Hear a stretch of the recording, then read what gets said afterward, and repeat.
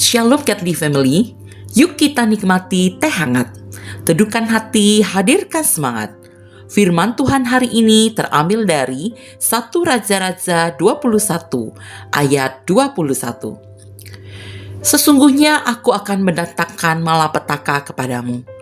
Aku akan menyapu engkau dan melenyapkan setiap orang laki-laki dari keluarga Ahab, baik yang tinggi maupun yang rendah kedudukannya di Israel. Godly Family, pernahkah Anda berkata dalam hati, tidak ada yang tahu kok? Kalimat itu sering muncul ketika kita sedang tergoda melakukan sesuatu yang salah. Mungkin bukan mencuri secara terang-terangan, tetapi mengambil sesuatu yang bukan hak kita, memanfaatkan kesempatan demi keuntungan diri sendiri, atau diam-diam iri melihat apa yang dimiliki orang lain. Kita mungkin bisa menyembunyikannya dari manusia, tetapi kita tidak pernah bisa menyembunyikannya dari Tuhan. Itulah yang terjadi dalam kisah Raja Ahab. Sebagai raja, sebenarnya ia sudah memiliki begitu banyak. Ia punya istana, kekuasaan, dan harta. Namun semua itu masih terasa kurang ketika ia melihat kebun anggur milik Nabot yang letaknya berdekatan dengan istananya. Ahab menginginkan kebun itu.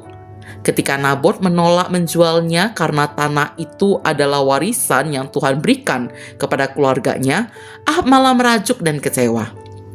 Melihat hal itu, Isabel mengambil jalan yang sangat jahat. Ia memfitnah Nabot hingga akhirnya Nabot dihukum mati. Setelah itu Ahab pun dengan tenang mengambil kebun anggur tersebut. Godly Family, kalau dilihat dari luar, seolah-olah rencana mereka berhasil. Nabot sudah mati, kebun itu berpindah tangan, dan tidak ada seorang pun yang berani menegur raja.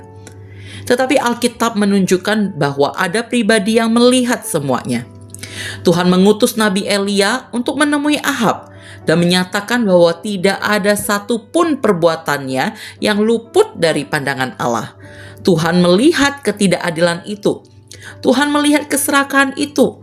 Tuhan melihat dosa yang berusaha disembunyikan. Godly Family, kisah ini sebenarnya mengajak kita bercermin. Mungkin kita tidak pernah melakukan kejahatan sebesar Ahab. Namun bukankah kita juga sering merasa kurang puas dengan apa yang Tuhan berikan? Bukankah kita pernah iri melihat keberhasilan orang lain?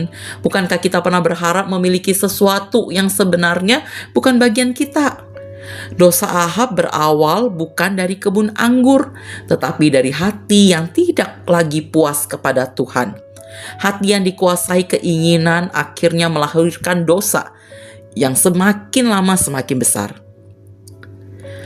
Alkitab tidak pernah berhenti pada cerita tentang hukuman. Kisah ini justru membuat kita semakin melihat betapa kita membutuhkan juru selamat.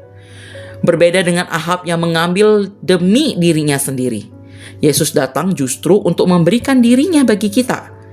Ia adalah raja yang tidak merampas, tetapi rela mengosongkan dirinya. Di kayu salib, Yesus menanggung hukuman yang seharusnya kita terima karena dosa-dosa kita, termasuk keserakahan, iri hati, dan keinginan memiliki apa yang bukan menjadi hak kita. Melalui kematian dan kebangkitannya, kita menerima pengampunan dan hati yang baru. Karena itu, saat kita mengingat bahwa Tuhan melihat segala sesuatu, kita tidak perlu hidup dalam ketakutan seolah-olah hanya menunggu dihukum. Sebaliknya, kita datang kepada Kristus yang telah mengampuni dan sedang membentuk hidup kita. Roh Kudus menolong kita belajar merasa cukup dengan berkat yang Tuhan berikan.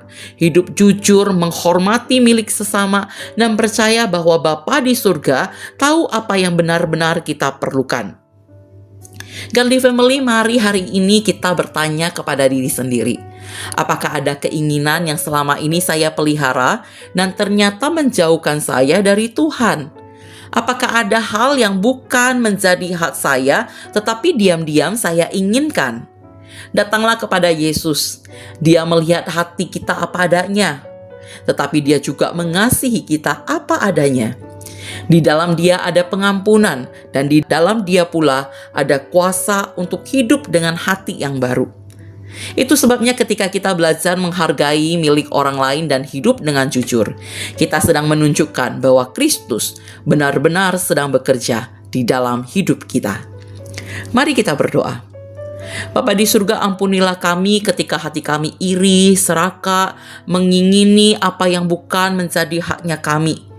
Terima kasih karena Yesus telah mengampuni dosa kami melalui salib-Nya. Tolong kami hidup jujur, bersyukur atas berkat-Mu, dan menghormati milik sesama. Dalam nama Tuhan Yesus kami berdoa. Amin.